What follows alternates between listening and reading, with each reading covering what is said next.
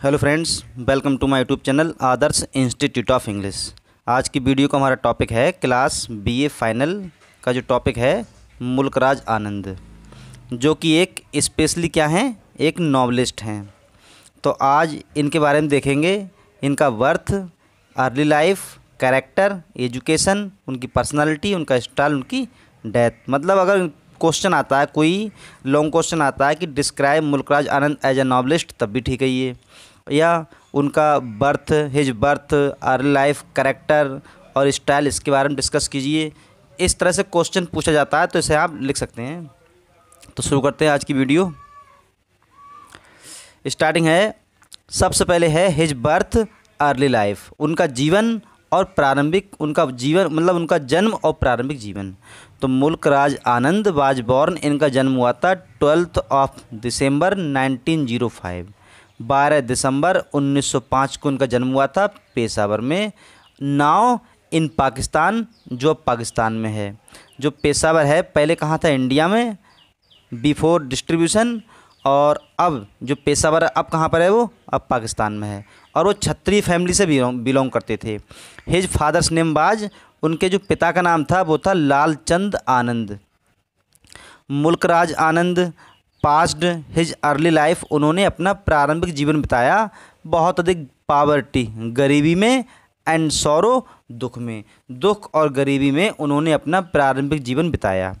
The death of his uncle, अब जो ये रहते थे, 3 डेथ ऐसी हुई थी जिन 3 डेथ से ये बहुत प्रेरित हुए थे, या उन्होंने इनके जीवन को थोड़ा प्रभावित किया। जैसे कि उनके अंकल की डेथ, उनकी चाची की डेथ और उनके कजिन की डेथ, ये 3 डेथ हुई थी। इन 3 डेथ ने जो है इनके जीवन को बना दिया बहुत ही कड़वा और सौरफुल दुख से भरा हुआ। उनकी शिक्षा, मुल्कराज आनंद रिसीव्ड हिज एजुकेशन, उन्होंने अपनी शिक्षा प्राप्त की थी खालसा कॉलेज अमृतसर में। बिहारी केम अक्रॉस, जहाँ उनकी मुलाकात हुई इकबाल से। ये इकबाल कौन था? द पोइट फिलोसफर था who made a deep influence on his life and thoughts, जिसने उनके विचार पर या उनके जीवन पर और उनके विचारों पर बहुत अधिक प्रभाव डाला। He was awarded a scholarship, जब भी कॉलेज में पढ़ रहे थे तो उन्हें एक मिली स्कॉलरशिप, उन्हें स्कॉलरशिप मिली जिसने उनकी सहायता की कि वो लंदन जाएं। फिर वो लंदन गए, काय के लिए? डॉक्टर डिग्री के लिए। उन्होंने स्टडीड, अध्ययन किया, चार्ल्स डार्विन ने जो लिखा है ओरिजिन ऑफ स्पीसीज, इसको भी स्टडी किया, जिसने उनके माइंड पर बहुत बड़ा प्रभाव डाला। आगे है उनका कैरेक्टर। टुडे, आज, मुल्कराज आनंद इज रिमेंबर्ड, आज मुल्कराज आनंद को याद किया जाता है एज ए नोबल मैन, एक श्रेष्ठ आदमी के रूप में, विद अ नोबल आइडिया, जिसके विचार भी श्रेष्ठ थे। ही लव्स ऑल मैन, वे सभी मेन, वुमेन एंड चिल्ड्रन, सभी से प्रेम करते हैं, प्रेम करते थे। एज द ऑफस्प्रिंग, जैसे कि संतानें, ऑफ वन ग्रेट गॉड, जो कि महान ईश्वर की संतानें हैं। ही इज इन फर्म, इन होगा, ही इज इन फर्म, वह दृढ़ विश्वास में थे, इन से कहते हुए दैट ऑल ह्यूमन प्रॉब्लम, कि सारी जो मानव की समस्याएं हैं, कैन बी सॉल्व्ड, इन्हें हल किया जा सकता है बाय यूनाइटेड ह्यूमन एफर्ट्स, मतलब संगठित होकर आदमी के प्रयासों के द्वारा कोई सी भी कठिनाई हो उसको सॉल्व किया जा सकता है। सो इसलिए देयर इज द टीचिंग, एक शिक्षा है, इन ऑल हिज वर्क्स, उनके सभी वर्क्स में, जो उन्होंने वर्क लिखे हैं उनमें एक शिक्षा है, टू लव द पुअर, कि वे गरीबों से प्रेम करें, बी कमज़ोरों से प्रेम करें, एंड नेग्लेक्टेड वन, और जिनकी अवहेलना होती है उन लोगों से प्रेम करें। आगे अगली heading, his personality. Mulk Raj Anand is in the position, एक अधिकार में है, ऑफ हिज डायनामिक पर्सनालिटी, उनकी जो डायनामिक पर्सनालिटी है, कहे कि एज ए नॉवलिस्ट, नॉवलिस्ट के रूप में, शॉर्ट स्टोरी राइटर के रूप में, क्रिटिक के रूप में, और the writer of many great works, और बहुत से महान वर्क के राइटर के रूप में।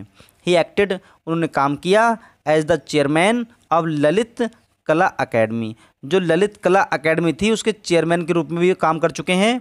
ही वाज मच इंटरेस्टेड, उन्हें बहुत रुचि थी, इन द फ्रीडम, स्वतंत्रता में।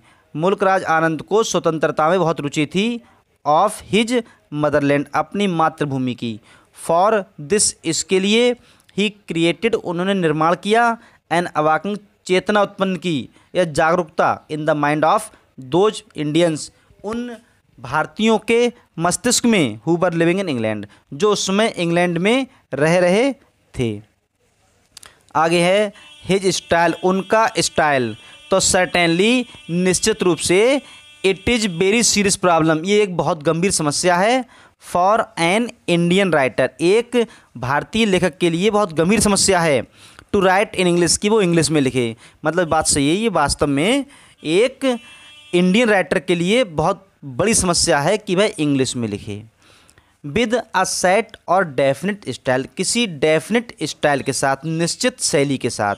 मुल्कराज आनंद फर्मली सेज, वह बड़ी दृढ़ता से कहते हैं दैट एन इंडियन राइटर, की एक भारतीय लेखक ऑफ इंग्लिश, अंग्रेजी का फाइंड्स मच डिफ़िकल्टी, उसे बहुत अधिक कठिनाई होती है इन राइटिंग इंग्लिश पोइट्री, अंग्रेजी या इंग्लिश पोइट्री को लिखने में, rather than writing English pros, English pros को लिखने की अपेक्षा इंग्लिश पोइट्री को लिखने में उसे बहुत अधिक कठिनाई का सामना करना पड़ सकता है।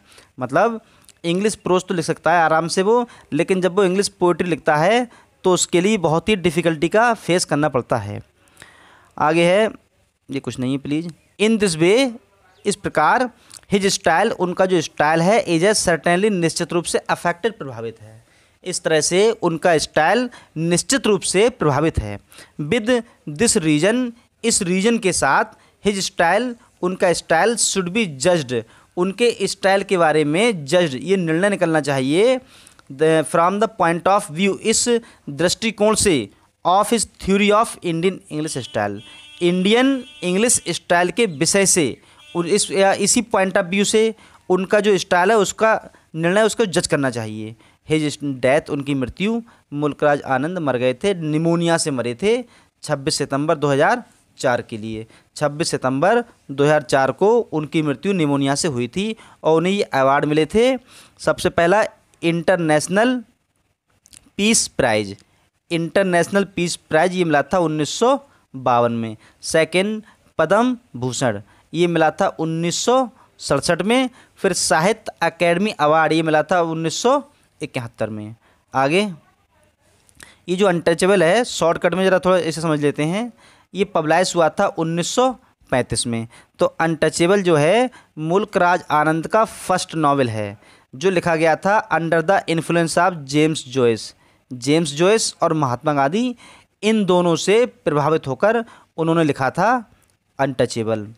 इट वाज पब्लिश्ड हुआ था by the efforts of E M Forster. जी ई एम फॉस्टर थे, इनके प्रयासों के द्वारा ये पब्लिश किया गया था।